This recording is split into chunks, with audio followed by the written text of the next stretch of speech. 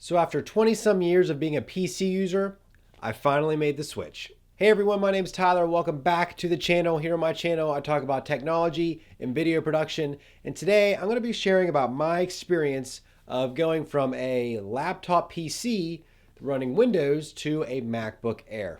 And so first, a little history lesson.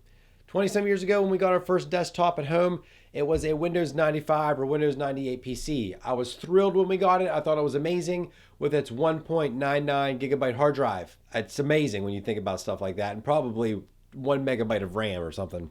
But my experience with Apple computers and Mac OS or whatever it was called back in the day was limited to my middle school computer lab.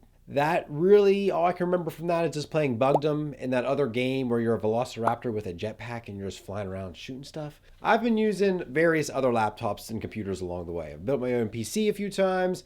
I had a Dell Inspiron in college. 2017, I think it was, I decided to get a Dell XPS because I was like, you know what? I need a little bit of a power horse whenever I'm on the go. I need to be able to edit video. So I got this Dell XPS and it worked pretty well for me. Never really had any issues with it, but the battery life on it just started to really get bad. It started to feel like it was slowing down. And I don't know, a battery is really important for a laptop. And so I was thinking, you know what? Should I get a new laptop? I was like, I'm not really rushing around to get anything.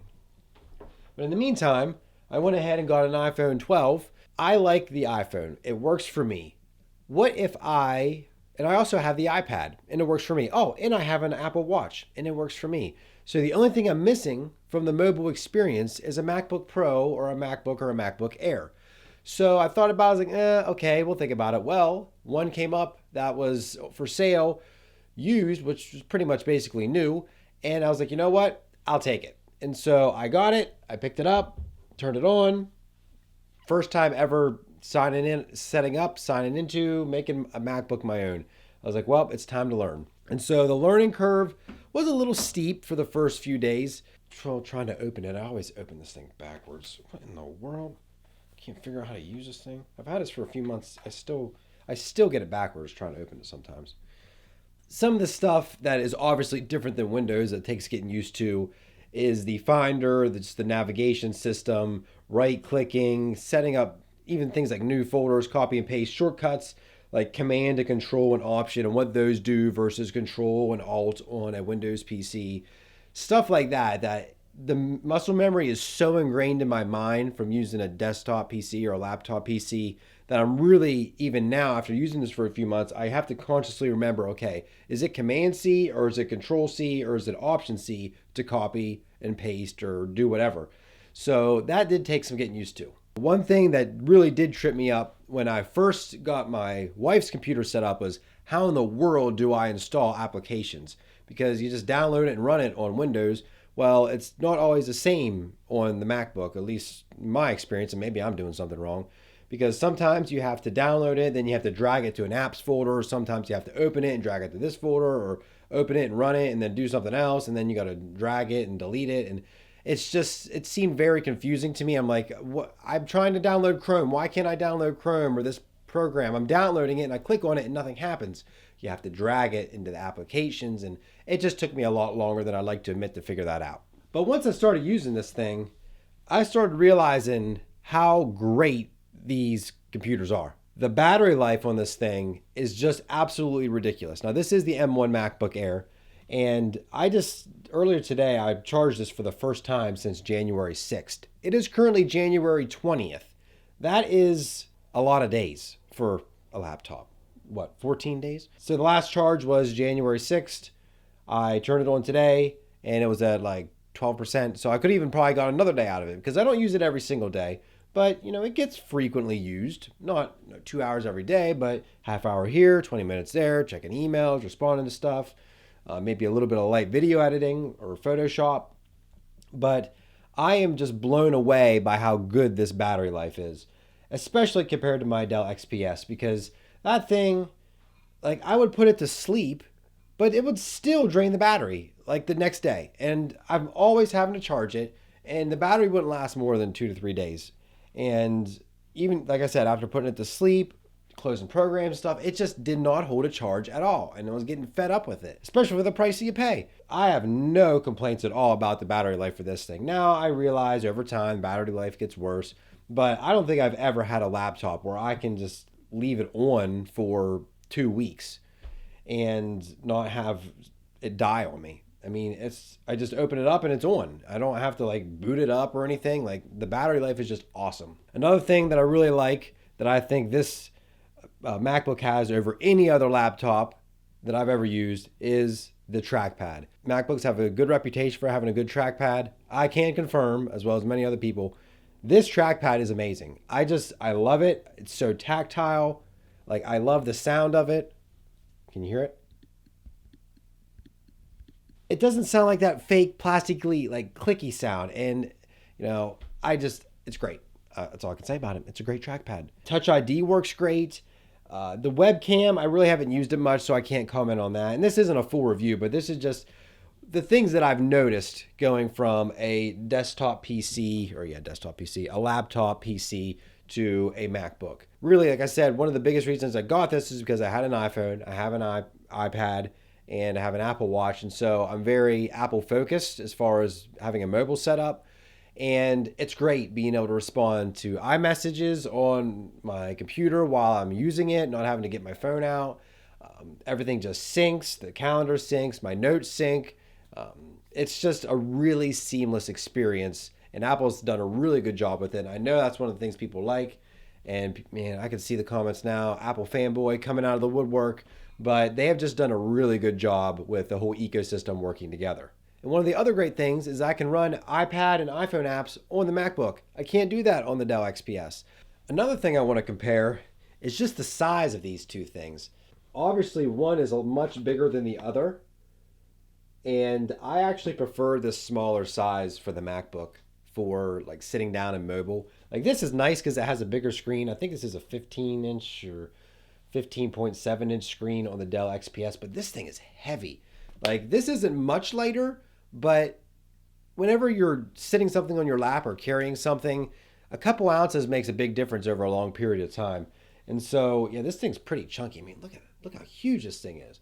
Now, this does have more ports. I will say that. It has a USB, an HDMI, a USB-C, a headphone jack, and then it has an SD card slot, another USB port, and our wonderful MacBook Air has a headphone port and 2 USB-C ports.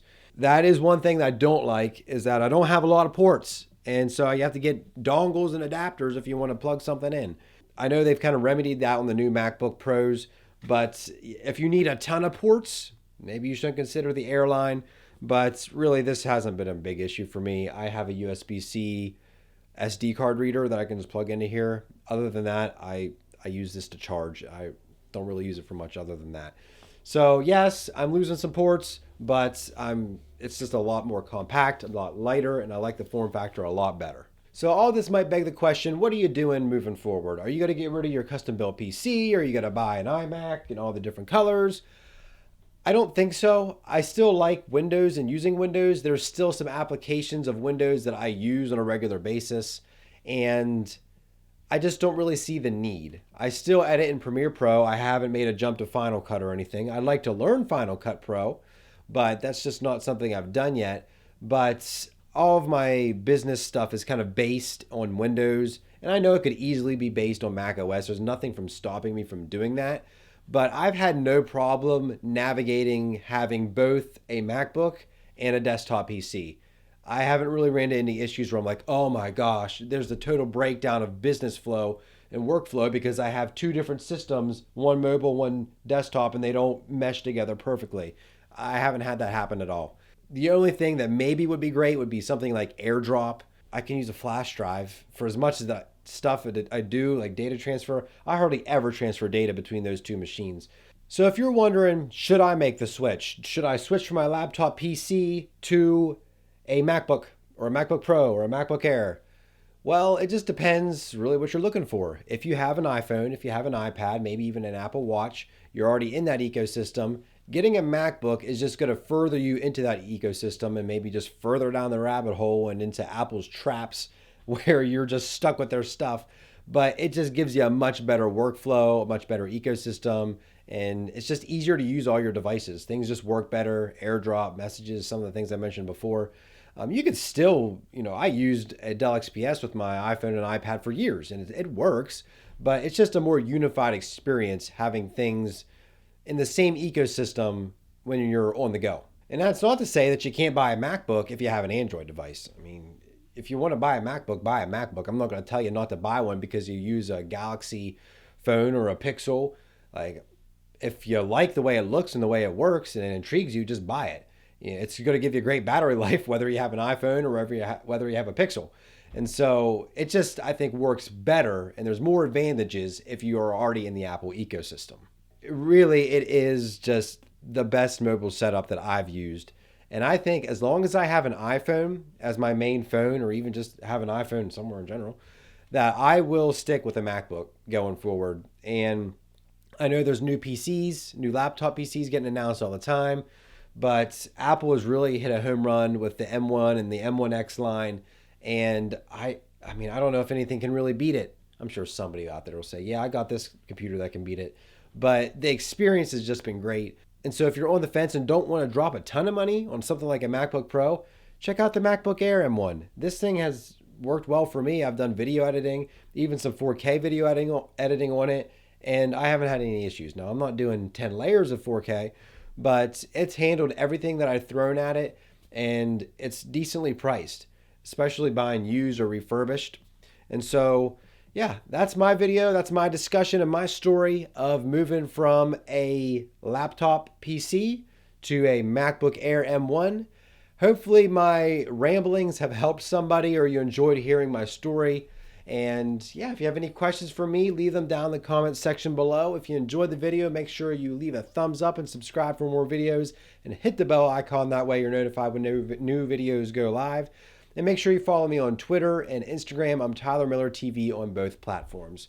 And so thank you all so much for watching. Stay tuned for more videos, and we'll see you guys in the next one.